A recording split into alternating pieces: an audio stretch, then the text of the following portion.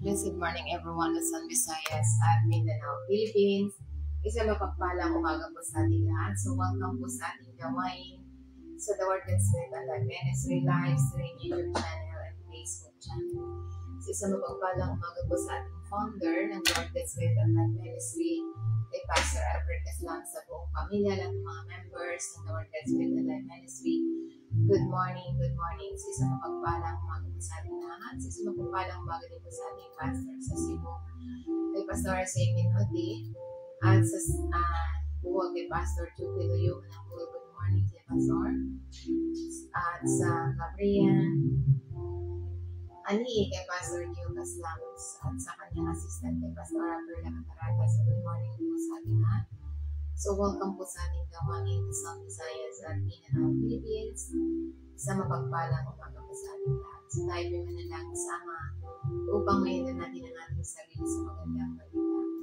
Yes, good morning, Father God in heaven. Good morning, Lord Jesus. Good morning, Holy Spirit. We come to you in this beautiful days with abundant thanksgiving and praise in the name of Jesus Christ, with the power of the Holy Spirit. Father, thank you for the great new day, with your unconditional love, your usually the loving kindness, mercy, miraculous ways in our life, Father. Thank you, Father God, for giving us strength, courage, understanding, wisdom, knowledge, and Holy Spirit. You are the best teacher. We acknowledge and acknowledge His name out to speak your words to everyone of us. Salamat, Father God, sa mensahe na kailangan ng mga anak ng sino makatune in ay may buhay at kapangyarihan. Thank you, Father God. Thank you, Lord Jesus. Thank you, Holy Spirit. All the glory and honor belongs to you. In Jesus' name we pray. Amen. Praise the Lord. O rin ng Panginoon. So good morning once again. So ano nga ba yung ating pagninilay-nilayan sa oras na ito? Ito yung sinasabi na disclaimer po tayo. Narito po tayo upang matuto sa pamamaraan ng Diyos, upang turo ang lubos sa lahat ng kabanalan at gawang mabuti. So ang lahat ng kasulatan at pinasayan ng Diyos upang mapapakinabangan natin sa ikatututo na sa katwiran at sa pamamaraan ng Diyos, upang makamtan natin ang mga pagpapala tulad ng financial, spiritual, physical, at emotional na pagpapala. So ano nga ba yung ating word for the day? So ito po yung magandang balita na dapat nating matutunan. Ito yung, ano nga ba yung kapangyarihan ng salita ng Diyos? So, ito yung kapangyarihan ng Diyos na dapat natin malaman. Isipin na nakatayo ka sa harapan na napakaraming tao. Alam na ang pagpapahayag ng iyong pananampalataya ay maaaring magdulot ng pamimintas o pag-uusig. Matapang ka bang ipinapahayag mo ang iyong paniniwala sa ating Panginoon Kristo o nagdadalawang isip ka? Tulad ni Apostle Pablo sa kabila ng pagkakulong at paghihirap at buong tiwala niya na nagpapahayag siya ng ebanghelyo nang walang kahihiyan. So ano ang nagbibigay sa kanya ng lakas ng loob? So kaya nga ito yung ating pagninilay-nilayan, ito yung kapangyarihan ng salita ng Diyos. So ito yung pinatunayan ng kapangyarihan ng Diyos ng ebanghelyo, ang pagpapakita ng kanyang kapangyarihan sa pamamagitan ng mga himala, pagbabago at sagot sa mga panalangin ay nagpapatunay sa katotohanan ng ebanghelyo na umaakay sa iba sa pananampalataya. So kaya nga ito yung ating pagninilay-nilayan. Sa Romans chapter 1 verse 16, sabi niya rito sa Romans 1 verse 16 na mahalaga na tayo ay nagninilay-nilay ng magandang balita, sapagkat for I am not ashamed of the gospel, because it is the power of God that brings salvation to everyone who believes. So ito yung hindi dapat nating ikahiya, sapagkat ang ebanghelyo ay may kapangyarihan na nagdadala ng kaligtasan sa bawat sumasampalataya. So dahil ito yung nagpapahayag na hindi natitinag na pagtitiwala sa ebanghelyo, tulad ni Apostle Pablo, ito yung pagbabagong kapangyarihan ng mensahe ng kaligtasan ng Diyos na magagamit ng lahat ng sinumang sumasampalataya. Ano man ang kanilang pinagmumulan, kaya nga bilang mga mananampalataya, hinihikayat tayo na ang katapangan sa pagbabahagi ng ebanghelyo at pagtitiwala sa kakayahan na magdala ng buhay na walang hanggan sa bawat sumasampalataya. Kaya nga, ito yung unang dapat nating tandaan. The gospel is power. Ibig sabihin, ang mensahe ng Panginoong Kristo hindi lamang mga salita, ito ay may kapangyarihang baguhin ang iyong buhay, putulin ang mga nakatali or mga hadlang, at ito'y magdadala ng walang hanggang pag-asa sa bawat sumasampalataya. Tulad na lamang ni Apostle Pablo, mababasa natin yan sa Acts chapter 9 verse 1 to 19. Basahin niyo na lamang po, summary lang po yung aking babanggitin. Sapagkat si Apostle Pablo mismo ay dating isang manguusig sa mga Kristiyano, ngunit pagkatapos ng makatagpo niya ang Panginoon Kristo, ang kanyang buhay ay ganap na nagbabago. So, ibig sabihin, once na natagpuan natin sa pamamagitan ng ating pananampalataya ang ating Panginoon Kristo, ang lahat, ang sinumang ay mababago. Sapagkat ito yung sinasabi na naranasan ni Apostle Pablo na siya'y manguusig ng dating Kristiyano, ngunit nung makatagpo niya ang Panginoon Kristo, siya'y nabago. So ito yung paglalakbay ni Apostle Pablo sa Damasco na sinasabi na isang masigasig na at taimtim na nag-uusig sa mga Kristiyano si Apostle Pablo na nagbabanta sa kanila ng pagkakulong at kamatayan. Kumuha siya ng mga liham mula sa mataas na saserdote na nagpapahintulot sa kanya na arestuhin ang mga tagasunod sa daan ng Panginoon Kristo, mga Kristiyano, sa Damasco at dalhin sa Jerusalem. So ito yung gawain ni Apostle Pablo nung hindi pa niya na-encounter ang Panginoon Kristo. Ngunit nung sinabi niya, ito yung sa habang papalapit na si Saulo sa Damasco, biglang kumislap sa paligid niya ang isang liwanag mula sa langit at siya ay nahulog sa lupa. Narinig niya ang isang tinig na nagsasabi, Saulo, Saulo, bakit mo ako pinag-uusig? Tanong ni Saulo, sino ka, Panginoon? Sumagot ang tinig, ako ang Panginoon Kristo na yung pinag-uusig. Inutusan ng Panginoon Kristo sa Saulo na pumunta sa lungsod kung saan sasabihin sa kanya kung ano ang gagawin. So nabulag si Saulo at kinakailangang akayin ng kanyang mga kasama sa Damasco. So kaya nga sa loob ng 3 araw siya ay nabulag at hindi kumain o uminuman kahit na ano. So dahil dito, ito yung sinasabi na sa Damasco ay isang alagad na nangangalang Ananias, tinawag siya ng Panginoon sa isang pangitain. Ananias, opo Panginoon, sagot niya. Sa verse 11, Acts chapter 9, verse 11. Sinabi niya sa kanya, pumunta ka sa bahay ng Judas at tumawid ka sa lansangan at humingi ka ng isang taga-Tarso na nangangalang Saulo sapagkat siya'y nananalangin. Sa verse 12, at isang pangitain nang nakita niya na isang lalaking nangangalang Ananias na dumating at pinatong ang kanyang mga kamay sa kanya upang maibalik ang kanyang paningin.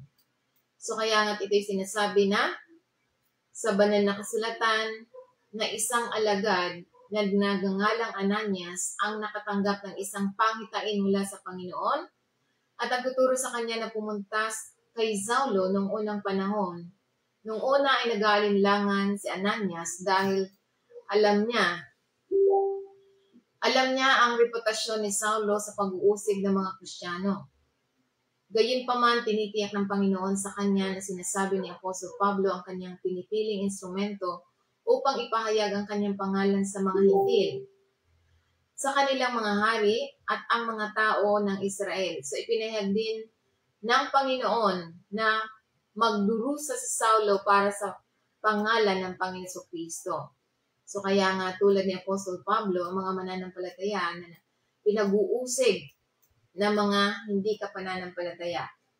So kaya nga ito'y sinasabi, ito yung ibinalik ang paningin ni Saulo at bininyagan. Pumunta si Ananias sa bahay na tinutuluyan ni Saulo. Ipinatong niya ang kanyang mga kamay kay Saulo at sinabi, kapatid na Saulo, ang Panginoong Hesus na nagpakita sa iyo sa daan habang papunta ka rito, ay isinubo ako upang muli kang makakita at puspos ng Espiritu Santo. Kaagad may naglaglag na parang kaliskis mula sa mga mata ni Saulo at muli siyang nakakita. So bumangon si Saulo at nabautismuhan at pagkatapos kumain nanumbalik ang kanyang lakas. So kaya nga ito yung sinasabi na pagbabago sa buhay ni Saulo.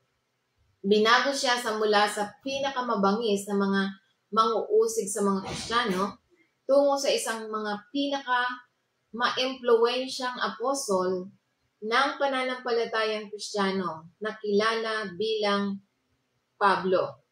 Ang kanyang kwento ng pagbabagong loob ay isang makapangyarihang patotoo sa biyaya at nakapagbabagong kapangyarihan sa pamamagitan ng pakikipagtagpo ng pagtatagpo sa Kanya ng Panginoon Kristo.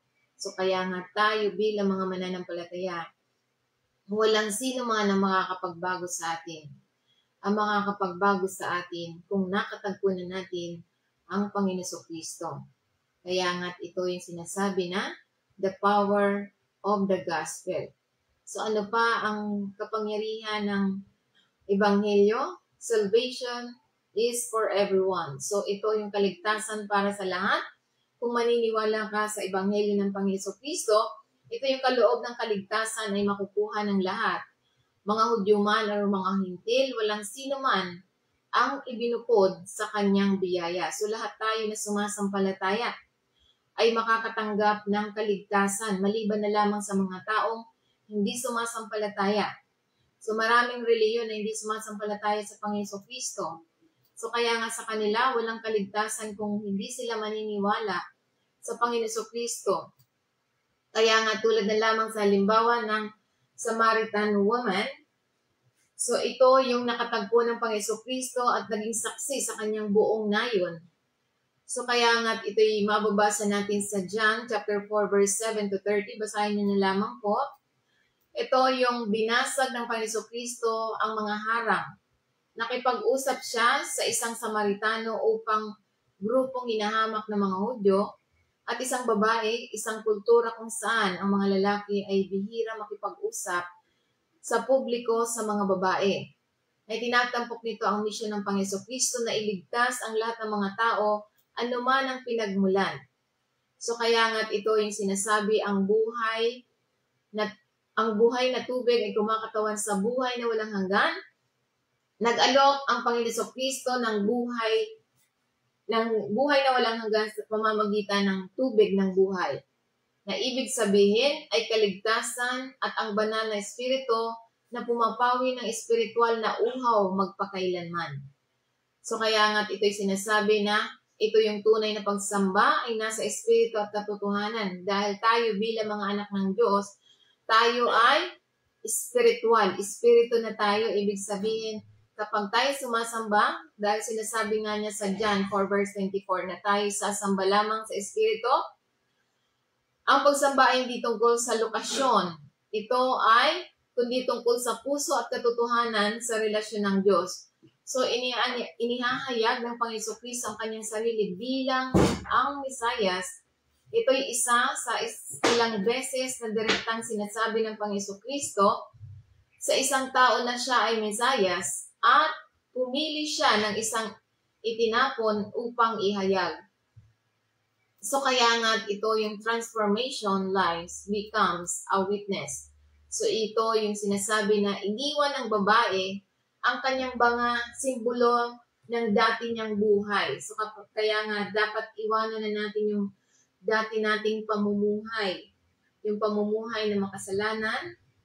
At dahil dito, ito yung sabit na ikinuwento sa bayan ang tungkol sa ating Panginoon Kristo, ang kanyang patotoo na nagkakait ng marami sa kanya.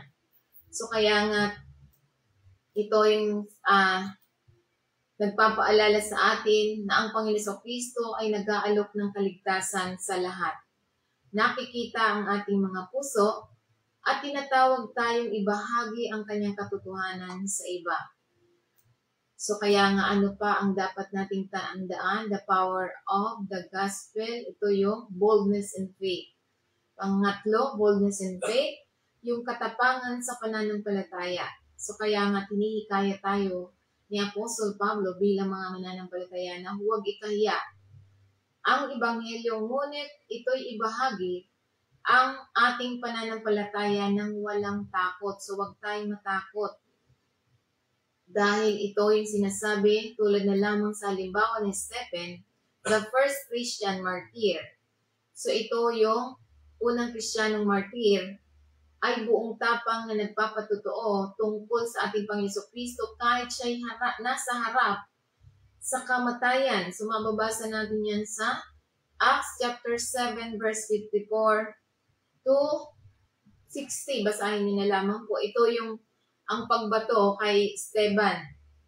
So ito yung sinasabi sa banal na kasulatan, isang patotoo tungkol kahit na siya ay nasa bingit ng kamatayan, siya ay nagpatotoo. So kaya ito yung sinasabi, ang pangitain ni Esteban sa langit nang malapit na siyang patayin. Nakita ni Esteban ang Panginoon Jesucristo na nakatayo sa kanan ng kamay ng Diyos, isang makapangyarihang pagpapatunay ng kapangyarihan at presensya ng Diyos sa kanyang mga tao. So kaya nga ito'y sinasabing habang binabato nila siya, mababasa natin yan sa Acts 7 verse 59, si Esteban ay nanalangin, Panginoong Jesucristo, tanggapin mo ang aking espiritu.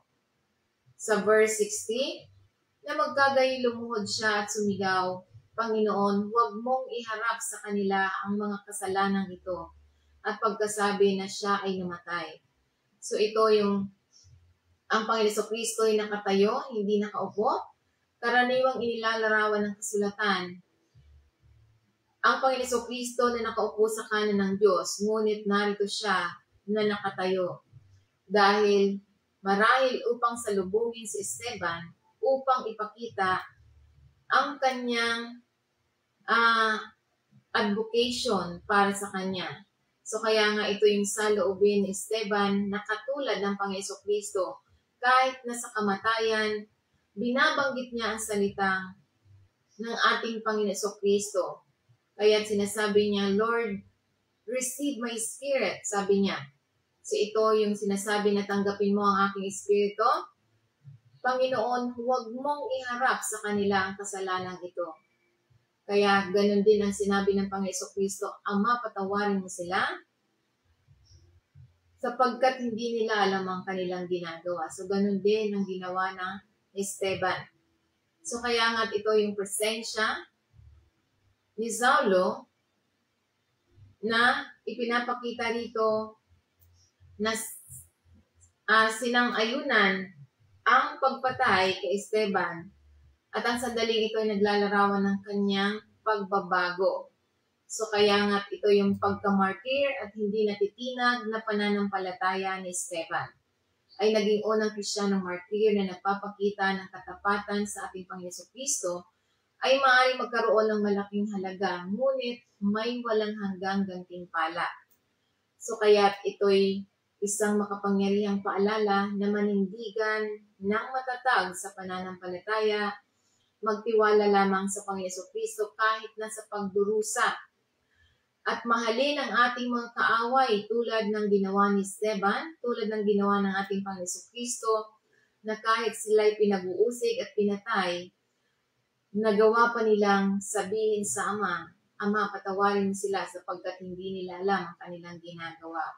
So ganun ang ating dapat maging karakter natin bilang mga mananampalataya. Paano natin ito pagninilay-nilayan? Matapang ka bang sa pagbabahagi ng iyong pananampalataya? O kung minsan nag-aalinlangan ka ba? So kaya nga, paano ka makakaasa sa kapangyarihan ng Diyos na ibahagi ang Ebanghelyo sa iyong pang-araw-araw na buhay? So kaya nga ito'y sinasabi na ang Ebanghelyo ay nagbabago ng buhay at tayo'y tinawag upang ipahayag ito ng matapang. Tayo tulad din ni Apostol Pablo na huwag tayong mahiya sa katotohanan na magdala ng kaligtasan sa mundo. So tinawag tayo upang magdala ng kaligtasan sa mundo. Kaya huwag tayong mahiya tulad ni Apostol Pablo na siya nagtiwala sa kapangyarihan ng Diyos sa halip na kahusayan sa pagsasalita, ay kitang-kita ang kanyang pangangaral at ang mga himala na umakay sa marami sa ating pananampalataya sa ating Panginoon Kristo. So kaya nga sinasabi niya sa 1 Corinthians chapter 2 verse 4, sabi niya rito, my message and my preaching were not with wise and persuasive words, but with demonstration of the Spirit, power. So ito yung sabi ni Apostle Pablo na sinasabi na ang kanyang salita ay sumasalamin sa kababaang loob at pananatiling ni Pablo sa banal na espiritu kaysa karunungan at kahusayan ng tao. Na binibigyan din ito na ang tunay na bisa sa pagbabahagi ng Ebanghelyo ay nagmumula lamang sa kapangyarihan ng banal na espiritu na nagpapatunay sa mensahe at pagkakaapekto sa mga puso at isipan ng higit sa kung ano ang maaaring makamit ng pag-iisip ng tao. So ito, mapapahayag natin ang salita ng Diyos dahil sa kapangyarihan ng banal na espiritu, hindi sa pangunawa natin. So ano pa ang tinuturo? Ito yung spiritual growth through God's power.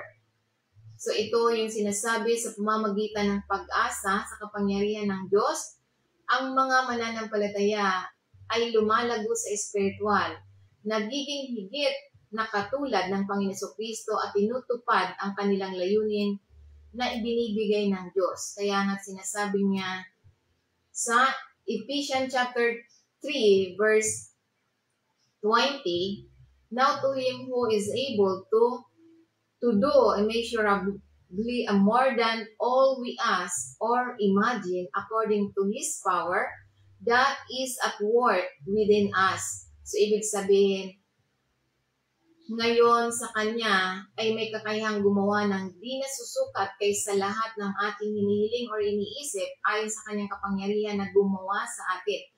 Siya ang gumagawa sa atin.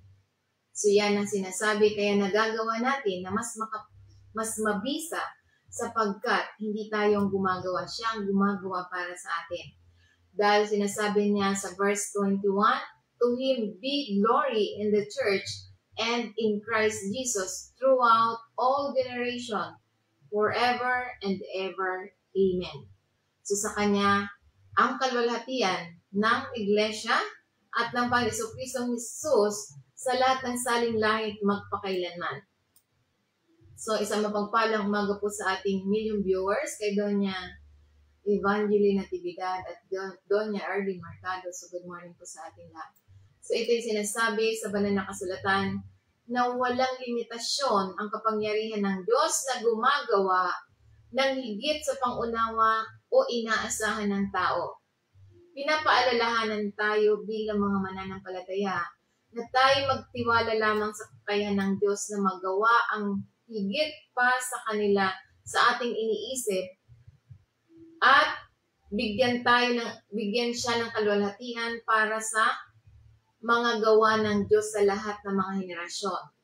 So ito'y isang makapangyarihang pagpapahayag ng papurit pagtitiwala sa kadakilaan ng Diyos tulad ni Apostle Peter, Apostle Pablo, na siya'y nagbago mula sa isang natatakot na disipulo na itinanggi ng ang Panginoon Kristo tungo sa isang matapang na apostol na mga ngaral ng may kapangyarihan pagkatapos umasa siya sa banal na espiritu.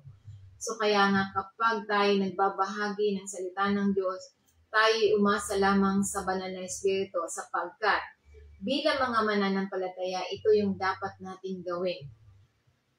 Tayo'y manalangin, magpasalamat para sa kapangyarihan ng Diyos. Regular na hilingin sa Diyos, magpasalamat, na palakasin ang ating pananampalataya at gabayan tayo sa pamamagitan ng Kanyang banal na espiritu na nasa loob natin.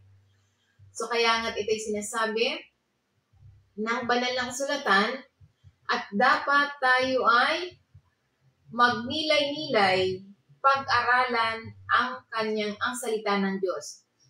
Buuin ang ating pangunawa sa mga pangako at kapangyarihan ng Diyos sa pamamagitan ng kasulatan. At dapat tayo ay sumuko tayo. Magtiwala tayo sa Diyos sa mga hamon na hindi natin kayang haraping mag-isa. So, kailangan trust God with challenges you cannot handle on your own. So, dapat tayo ay isuko lang natin sa Kanya dahil hindi natin kaya na tayo'y mag-isa. At dapat tayong magpatotoo, testify to His power, share your experience of God's work in your life to encourage others. So, ibig sabihin, tayo magpatotoo sa mga kabutihan na ginagawa ng Diyos sa bawat isa sa atin. So, kaya nga't ito'y nagpapaalala sa atin bilang mga mananampalataya na ang ating pananampalataya sa kapangyarihan ng Diyos, hindi sa karunungan ng tao. Kapag nagtitiwala tayo sa lakas, nararanasan natin ang kapayapaan, tagumpay at emosyonal na pag-unlad dahil ang kapangyarihan ng Diyos ay ang pundasyon ng hindi natitinag na pananampalataya na nagbibigay dian sa atin na madaig ang mga hamon at matupad ang kanyang layunin sa ating buhay. Tayo, tulad ng mga bayani ng pananampalataya, ay lubos na umaasa lamang tayo sa kapangyarihan dahil ito yung kapangyarihan ng kanyang ebanghelyo. So kaya nga't mahalagang mensahe na dapat tayo nagtitiwala lamang sa kapangyarihan ng ebanghelyo sapagkat for our struggle is not against the flesh and blood, but against the rulers, against the authorities, against the power of this dark world, and against the spiritual forces of evil in the heavenly realm. So, ibig sabihin, kaya dapat umasa tayo sa kapangyarihan ng Diyos sapagkat ang ating pakikipagbaka dito sa libutan ay hindi mga taong ating kalaban. Spiritual. So, ang salita ng Diyos, ang ebanghelyo ng Diyos ay spiritual. Ang ating kalaban ay spiritual. Kaya't mababasa natin yan sa Ephesians chapter 6 verse 12. Ang ating mga pakikipagbaka ay hindi laban sa laman at dugo, kundi ito'y laban sa mga pinuno, laban sa mga otoridad, laban sa kapangyarihan ng madilim na sanlibutan ng ito. Dahil ang Diyos ng sanlibutan ito ay si Satan. At ang laban sa mga spiritual na puwersa ng kasamaan sa makalangit na kaharian. So, ito ang dapat nating malaman na tayo may kalaban dito sa sanlibutan. Yan si Satan.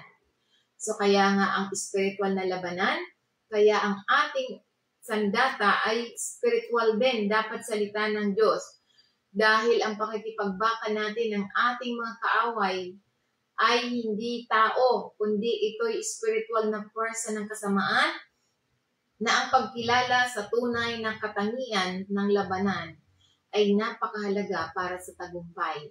So kaya nga't mahalaga na alam natin ang ebanghelyo ng Panginoon sapagkat ito'y sinasabi na isipin natin na ang Panginoon Kristo ay nag-aalok na ang bigat na iyon mula sa iyo upang makalaya tayo at makalakad.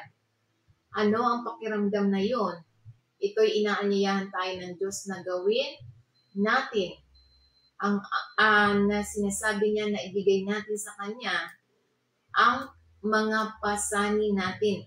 So kaya nga dahil sa salita ng Diyos, ito yung mananatili sa atin dahil ito'y kapangyarihan ng Diyos kapag tayo ay sumasampalataya sa Kanya.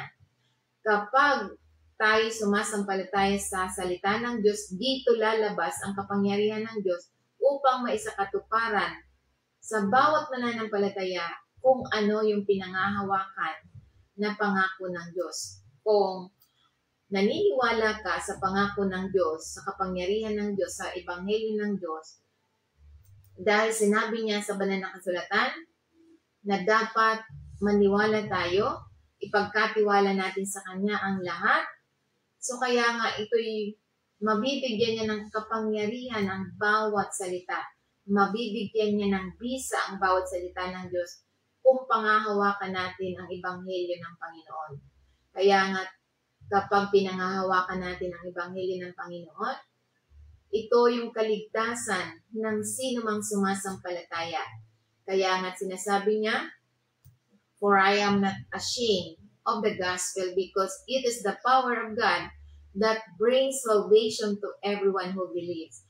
So kung naniniwala ka sa pamamagitan ng latay ng Panginoong Kristo, bagamat hindi mo pa nakikita, ngunit ikaw ay sumasampalataya, diyan lalabas ang kapangyarihan ng Diyos upang ikaw ay iligtas sa sakit, upang ikaw ay gumaling.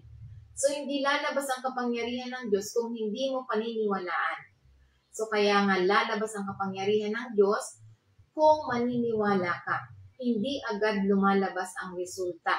Kailangan mo munang gawin bago lalabas ang resulta. So hindi makagagawa ang Diyos ng result kung hindi mo gagawin. Paano gagawaan ng result ang Diyos kung pinangungunahan mo siya? Tulad ng iba, kapag nagkakasakit, pinangungunahan, pupunta agad sa mga ospital. So paano maipapakita ng Diyos na siya ang the best kung pinangungunahan mo siya? So ngayon, kapag sasabihin mo na gumaling siya, tapos pumunta siya sa ospital, ang tanong, sino ang nagpagaling sa kanya? Yan ang tanong. Sino nagpagaling sa kanya? Ang doktor? Dahil kung maniniwala ka na ang Diyos ang magpapagaling, hindi mo na kailangan pumunta ng doktor. Dahil naniniwala ka sa pamamagitan ng latay ng Panginoong Kristo, gumaling na siya. So ngayon, kapag dinala mo yan sa doktor, question, sino nagpagaling sa kanya? So kaya nga, tayo bilang mananampalataya, tayo mabubuhay lamang sa katuwiran at hindi sa pamantayan ng mundo. Dahil kung tayo naniniwala sa salita ng Panginoon, ang kapangyarihan ng Diyos ay magdadala ng kaligtasan sa bawat sumasampalataya. So kung naniniwala ka, stay put ka lang. Ibig sabihin, relax ka lang. So kahit anong maramdaman mo dyan, kung naniniwala ka sa kapangyarihan ng Diyos, sasabihin mo, Satan, sa pangalan ng Panginoong Kristo, siya ang nagdala na ng aking karamdaman. So hindi mo na kailangang lumapit kung kani-kanino. Dahil tayo bilang mga anak ng Diyos, ang nagmamay-ari sa atin ay Diyos. Ang Diyos ang bahala sa atin. Dahil tayo mga tao, ang ibinigay sa atin, tayo binigyan ng kapangyarihan sa lahat ng mga nilalang dito sa sanlibutan.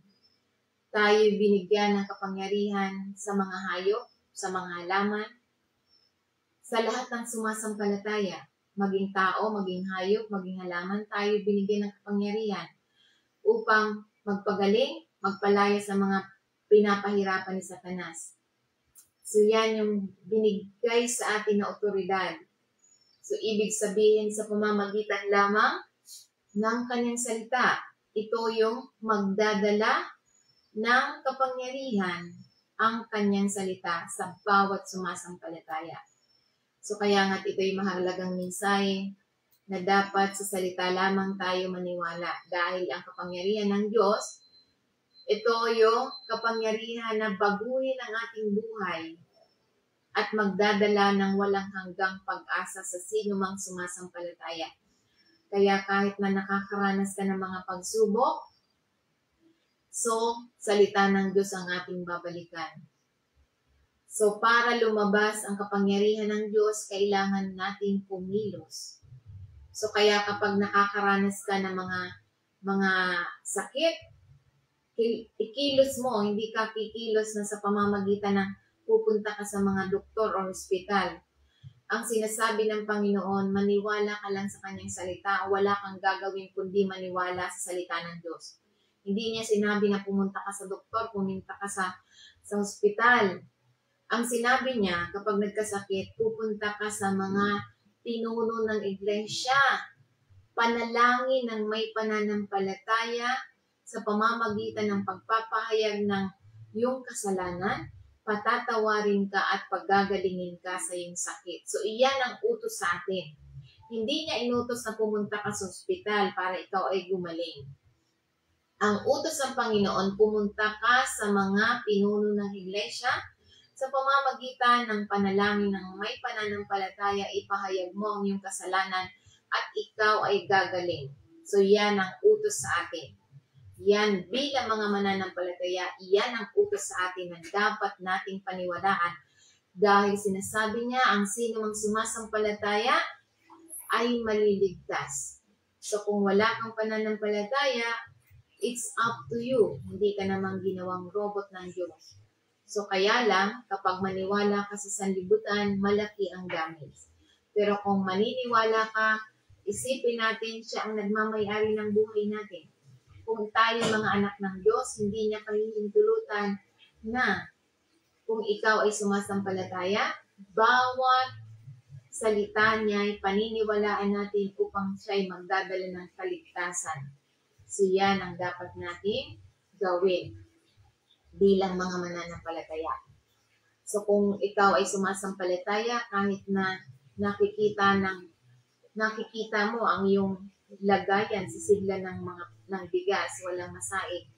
So dahil sa pananampalataya mo, maalala mo ang salita ng Panginoon dahil ang Ebanghelyo ay nagdadala ng kaligtasan sa bawat sumasampalataya. So ibig sabihin, so kahit na dahil ikaw ay naniniwala sa salita ng Diyos, salita ng Panginoon ang babalikan mo, sasabihin mo sa pamamagitan ng Panginoon Kristo, God, my God, has supply all our needs according to riches and our Lord Jesus Christ. So yan ang ating pangahawakan. Kung nababalisa ka, the peace of God, ang kapayapaan ng Diyos ay binigay niya sa atin upang tayo magtagumpay dito sa sanlibutan. So, ibig sabihin, lahat ng suliranin ng sanlibutan nasa Biblia upang ikaw ay bigyan ng tagumpay, para maniwala ka upang bigyan ng kaligtasan ang bawat salita ng Diyos. Binibigyan ng kapangyarihan upang magdala ng kaligtasan sa bawat sumasampalataya. So yan ang magandang balita na ipinahayag sa bawat isa sa atin. Kaya kung nais natin na maniwala sa Ebanghelyo ng Panginoon dahil ito'y nagdadala ng kaligtasan sa sino mang sumasampalataya, ito lamang ang tanging paraan na tayo magpasakop sa pamamahala ng Panginoon Kristo. Siya ang ating Panginoon, siya ang ating buhay sa pamamagitan ng panalangin. Sundan natin ang panalangin ito ng pananampalataya. Maniwala po tayo na siya ang magdadala ng kaligtasan sa bawat sumasampalataya. Kaya maniwala po tayo na tapos na tayong pinalaya sa kahirapan, tapos na tayong pinalaya sa mga sakit, tapos na tayong pinatawad sa lahat ng ating mga kasalanan. Kaya kung naniniwala ka, sundan po natin ang panalangin ito. Repeat after me, Heavenly Father, alam kong pinaghiwalay ako sa aking kasalanan mula sa iyo. Salamat sa pagpapadala mo sa iyong bugtong na anak upang mamalay sa ating lugar at sa ikatlong araw ay muling nabuhay para sa aming lahat. Panginoon Jesus, kailangan kita. Nagtitiwala ako, patawarin mo ako sa aking mga nagawang kasalanan sa isip, salita at sa gawa. Simula pagkabata hanggang sa ngayon, salamat sa pagpapatawad mo sa aking mga kasalanan. Binubuksan ko ang pintuan ng aking buhay at tinanyahan kita sa aking buhay bilang aking Panginoon at tagapagligtas. Salamat sa pagtanggap mo sa akin sa iyo walang hanggang pamilya. Salamat ikaw po mag-ari sa trono ng aking buhay at mamuhay ako ay sa iyong kalooban. Ito ang aking dalangin sa pangalan ni Jesus. Amen. Praise the Lord. Purihin ng Panginoon. So good morning po sa lahat ng mga viewers, subscriber. Sa mapagpalang umaga po sa ating lahat. So tayo po manalangin sa Panginoon. Yes, Father God, in the name of Jesus Christ, with the power of the Holy Spirit, salamat Ama, sa salitang ipinaalala mo sa bawat isa sa amin, sa pamamagitan ng kapangyarihan ng Banal na Espiritu na yung salita ng Ebanghelyo, ito ay nagdadala sa bawat mananampalataya ng biyaya, kaligtasan, kagalakan, kasiglahan. Salamat sa kalakasan at pag-iingat mo sa bawat isa sa amin. Sa aming mga mahal sa buhay, mga magulang, mga anak, mga kapatid sa pananampalataya, sa lahat. Salamat Ama sa bawat desire ng aking mga kapatid, sa iyong mga anak sa Luzon, Visayas at Mindanao, sa lahat ng mga viewers, subscribers, sa lahat ng mga connected sa The Word God Spirit Alive Ministry. Salamat, Ama, sa bawat salita na pinapahayag mo na laging nananatilig sa bawat puso ng bawat isa, upang ang bawat isa ay magtagumpay sa pamamagitan ng Banal na Espiritu Santo na nagtuturo sa bawat isa sa amin, nagpapaalala na salamat sa kumpit na pinagkaloob mo ng iyong pag-ibig na walang pagkukulang sa mga pagpapalang espiritual, pagpapalang financial, pagpapalang emotional, physical na pagpapala, na wala ng sapat na silid na kalalagay ng mga pagpapalang ibinuhos mo sa bawat isa sa amin. Siksik, liglig at umaapon ng pagpapala, spiritual, physical, sa pamamagitan ng kayamanan ng kaluwalhatian ng Panginoon Kristo. Kaya salamat, Ama, na walang pagkabalisa na mananatili hanggang hindi pa bumabalik ang Panginoon Kristo, mananatili hanggang sa pagbabalik ng Panginoon Kristo, mananatili ang aming pananampalataya sa iyo, Panginoon. Thank you, Father God. You're the best shepherd. You're the great physician. Salamat, Ama, sa pag-iingat mo sa bawat isa sa amin. Lalong-lalo na ang aming mga mahal sa buhay, mga magulang, mga anak, mga kapatid sa pananampalataya, mga mahal namin sa buhay. Salamat, Ama. At yung mga hindi pa nakakakilala sa Panginoon, salamat, Ama, na maiakay ng bawat isa at turuan mo ng bawat isa ay lahat ng mga mahal namin sa buhay, ng mga malalayo. Salamat, Ama, sa pagpapadala ng mga mensahero ng katulad ng katuruan dito sa iyong gawain. Thank you, Father God, na mananatili hanggang kami nasa sanlibutan, mananatili ang bawat salita mo. Thank you, Father God, sa mensahe. Thank you, Father God, you're the best, the great physician, you're the best provider, you're the best shepherd sa bawat buhay ng bawat isa. Salamat, Ama, sa pagpapadala mo ng mga tupa sa iyong gawain. I am willing to train and to make you disciple. At salamat, Panginoon, sa pagpapadala mo ng million viewers, subscribers sa ating gawain, sa YouTube, sa Facebook. Salamat, Ama. Thank you, Father God. Thank you, Lord Jesus, na makarating ang iyong mensahe sa sanlibutan na million ang makarating sa iyong kaharian. Thank you, Father God. Thank you, Lord Jesus. Billion. Thank you, Father God. Salamat, Panginoon. All the glory and honor belongs to you. In Jesus' name I pray. Amen. Praise the Lord. Glory to God. Sa mapagpalang umaga po sa ating lahat. Bye for now. Hanggang sa muli po nating gawain. God bless at ingat po tayong lahat. Sa mapagpalang umaga po. We love you all.